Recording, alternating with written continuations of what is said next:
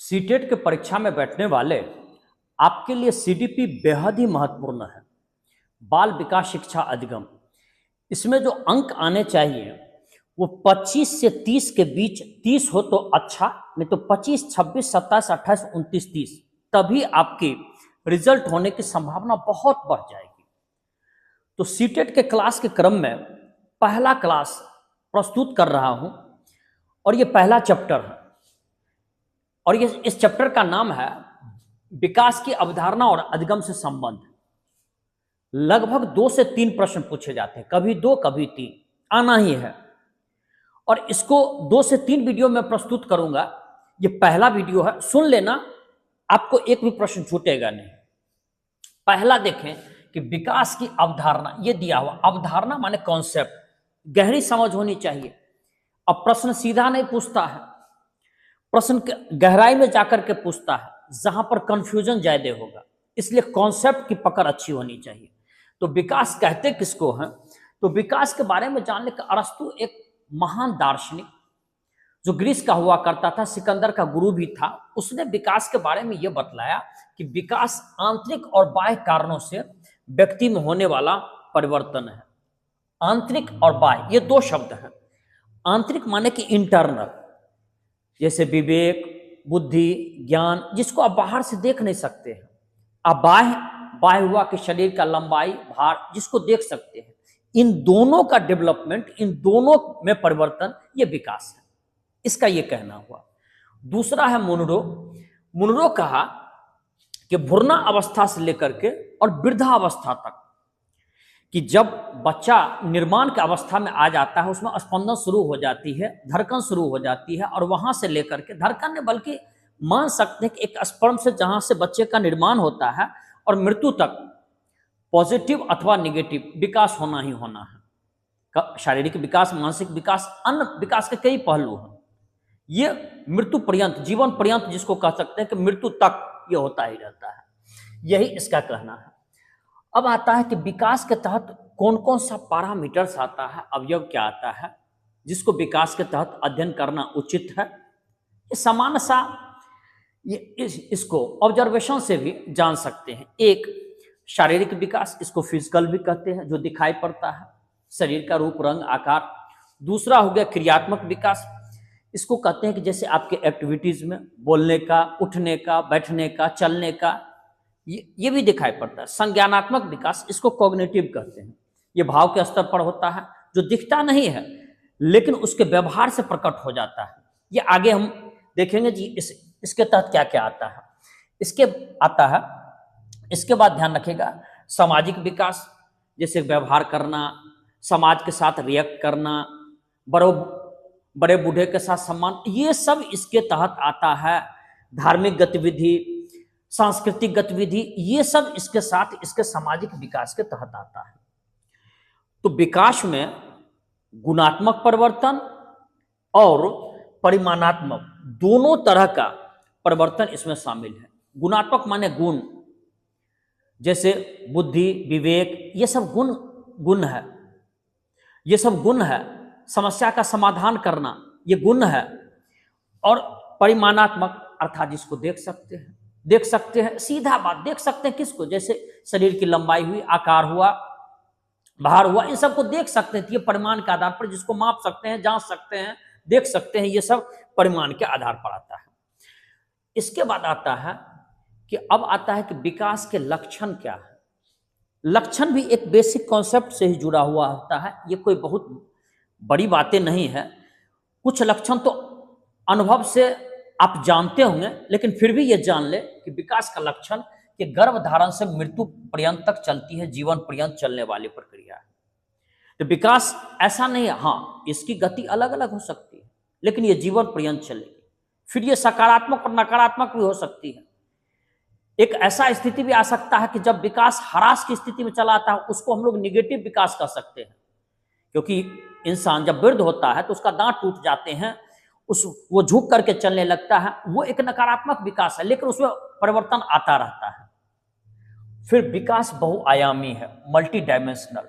जैसे multi dimensional कहने का अर्थ हुआ कि विकास किसी क्षेत्र में बहुत ज्यादा होगा, किसी क्षेत्र में कम, कोई बच्चा संगीत तुरंत सीख लेता है, चित्र बनाना तुरंत सीख लेता है, डांस तुरंत सीख लेता है, लेकिन अध्ययन में कमजोर होता है।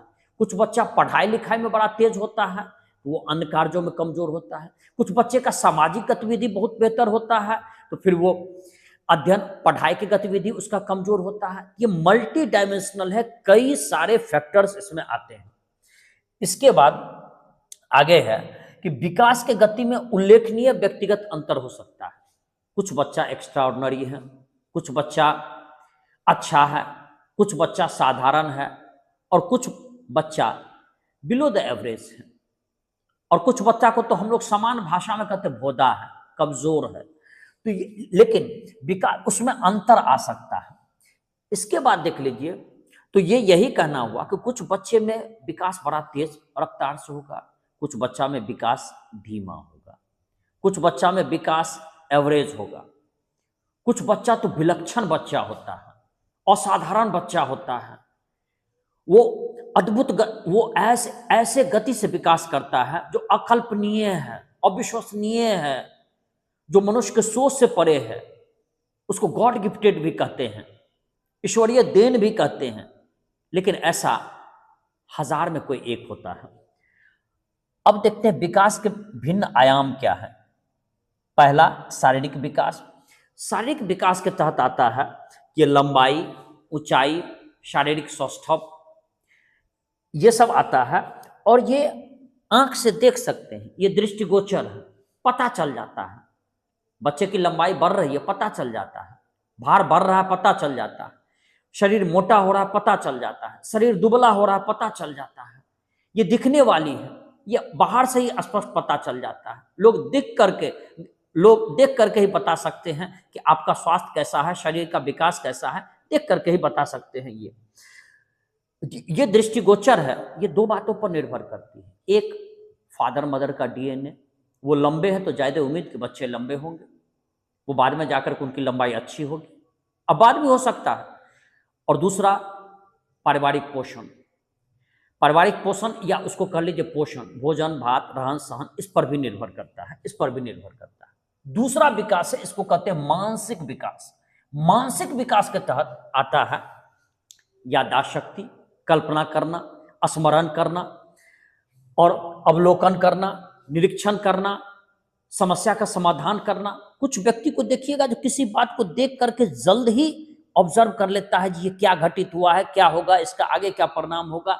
वो व्यक्ति इंटेलिजेंट कहलाता है, इंटेलिजेंट कहता है। कुछ व्यक्ति देख करके भी नहीं सीख पाता है, तो वो उसका मानसिक विकास है। कुछ व्यक्ति की याददाश्त शक्ति बहुत अच्छी है, वो भी उसके मानसिक विकास के अंतर्गत आता है। कुछ व्यक्ति की याददाश्त शक्ति सामान्य है, कुछ व्यक्ति की याददाश्त शक्ति बेहद कमजोर है। बच्चे का देख लीजिए कि कुछ बच्चे का याददाश्त शक्ति इतना कमजोर होता है, पहाड़ा रटाते रटाते थक जाइएगा, उसको पहाड़ा याद ही नहीं होगा। 2 से 20 तक का पहाड़ा जो एवरेज बच्चा जल्दी याद कर लेगा, वो उसको याद ही नहीं होगा। तो इसमें एक चीज ध्यान रखिएगा कि एक सामान्य अवधारणा है कि आयु बढ़ने के साथ मानसिक विकास बेहतर होता चलता है, यदि उसमें कोई हार्मोनल असंतुलन न हो, हार्मोनल गड़बड़ी न हो तब। अब जैसे मान लीजिए डाउन सिंड्रोम हो, पटाउ सिंड्रोम हो, टर्नर सिंड्रोम हो, ये एक बीमारी है जिसमें मानसिक विकास जनरली नहीं होता है। आगे चले, समवेगिक विकास। समवेग का अर्थ होता है भाव, जिसको व्यवहार से परिलक्षित होता है, बाहर से दिखता नहीं है लेकिन व्यवहार में स्पष्ट हो जाता है। ये भाव जो है, ये व्यक्ति के व्यवहार को, बच्चे का व्यवहार को, युवक के व्यवहार को प्रभावित करती है। इसके तहत आता है भय, क्रोध, स्नेह, खुशी, दुख, इन सब का प्रकटीकरण जो है इसके तहत आता है। बालक का संतुलित यदि संवेगात्मक विकास है तो उसके जीवन के लिए महत्वपूर्ण है। दुख के समय टूटना नहीं और खुशी के समय बहुत ज्यादा उछल न पड़ना, खुशी के समय उन्माद से न बढ़ जाना। तो संतुलित संवेगात्मक विकास होता है तो वो व्यक्ति जीवन में बहुत आगे बढ़ता है, वो बच्चा जीवन में बहुत आगे बढ़ता है।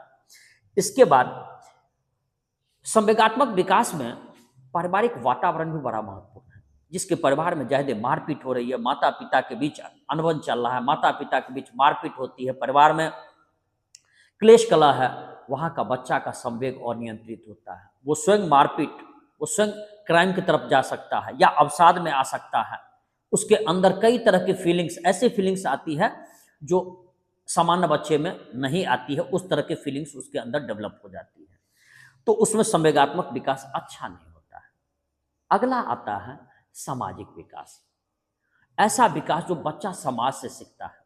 समाज के तहत माता पिता भी आते हैं, परिवार भी आते हैं, स्कूल भी आता है, बाहर का इन्वायरमेंट आता है। ये तो इसमें जो आता है कि जैसे चरित्र निर्माण, बड़ों बुजुर्ग के साथ कैसा व्यवहार, अच्छा व्यवहार करना। इसके बाद ही ध्यान रखिएगा कि जीवन से संबंधित व्यवहारिक शिक्षा, ये सब समाज से बच्चा सीखता है, युवक समाज से सीखता है, व्यक्ति समाज से सीखता है। और यहाँ पर ध्यान रखिएगा कि सामाजिक विकास की जो प्रथम स्टेप है, जहाँ से सामाजिक विकास बच्चा सीखता है, वो है परिवार।